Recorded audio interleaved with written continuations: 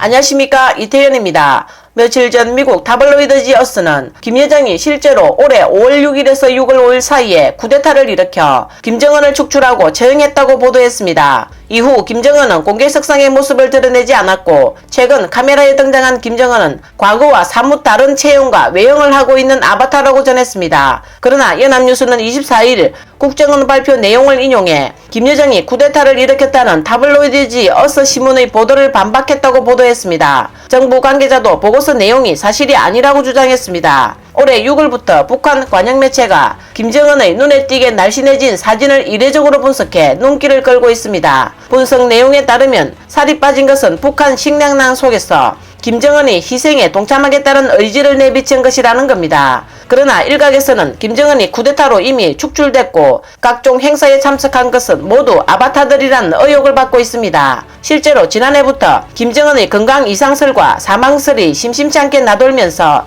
여러 매체들이 김정은의 건강 상태를 예의주시하고 있다고 신문은 전했습니다. 지난 7월 국가정보원은 김정은의 건강 이상설은 사실 무근이라고 해명했습니다. 이번 김여정의 쿠데타 보도로 미국과 한국이 떠들썩해지자 국가정보원이 다시 목소리를 내고 나섰습니다. 그러나 김여정은 지난해 초부터 나쁜 사람 역을 하며 한국과 관련된 북한 발언에 강한 비판을 쏟아내고 격앙된 표정을 짓고 있습니다. 김여정은 9월 30일 최고 정부기관인 북한 국무위원회 요직에 임명됐다는 소문이 돌았습니다. 이에 앞서 그녀가 언젠가는 오빠의 자리를 물려받아 북한 최초의 여성 지도자가 될 것이라는 전망도 나왔었습니다. 다음 뉴스입니다. 최근 인도네시아 수마트라 펠렘방 무시강 탐험에 나선 현지 어민들이 대량의 놀라운 보물을 발견했습니다. 황금섬으로 불리는 전설의 왕국 스리베가야의 유적일 수 있다고 말합니다. 영국 해양 고고학자 션 킹슬리는 위키워치 매거진에 발표된 연구 보고서에서 여울에서 가장 부유한 왕국에 걸맞는 빛나는 금과 보석이 나타났다. 무역도구, 전쟁 무기에서 종교 유물에 이르기까지 있어야 할 것은 다 있다. 금과 보석이 발견 외에도 강바닥에서 수많은 중국 동전과 더 많은 도자기가 발견되었다 라고 발표했습니다. 지난 5년 동안 어부들은 무시강에서 수백만 달러에 달하는 보석, 금반지, 동전, 실물 크기의 8세기 불상과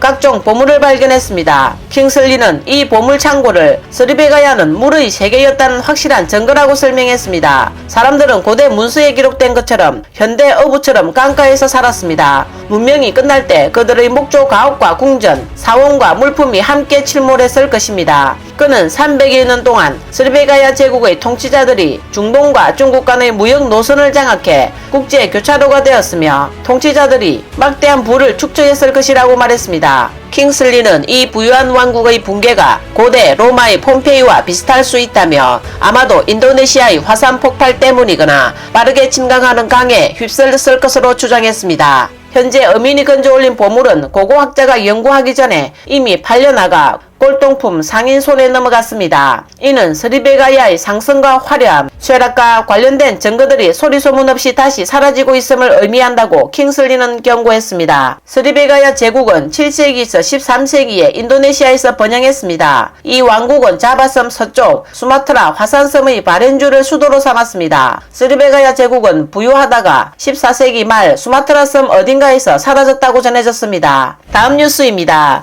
미펑 중공보건위원회 대변인은 지난 17일 이후 현재 중국의 전염병이 최소 16개 성으로 퍼졌고 베이징에서 고위험 지역이 나타났다고 지난 24일 발표했습니다. 북경 일보는 지난 23일 간수와 내몽골에 거주한 이력이 있는 여러 관광단체가 전염병 확산의 핵심이 됐다고 보도했습니다. 전염병은 기본적으로 관광 루트를 따라 퍼졌고 식당과 교통수단이 전염병의 집합점이 되었지만 전염병의 발생 근원은 여전히 분명하지 않습니다. 상하이, 베이징, 허베이, 절강, 광둥, 광시 등 16개 성이 있습니다. 그중 절강, 베이징, 간수, 닝샤 및 내몽골의 사례가 더 많습니다. 관영 소식에 따르면 중국에서 베이징의 창핑구와 내몽골의 아라산맹 2개의 고위험 지역이 있으며 당국은 창핑구 전역에 긴급사태를 선포했다고 합니다. 11개 중 위험지역은 간수, 닌샤, 구이저우와 내몽골이라고 전했습니다. 베이징시 질병통제예방센터는 10월 23일에서 24일까지 창핑구, 펑타이구, 하이덴구에서 확진자가 나왔다고 보고했습니다.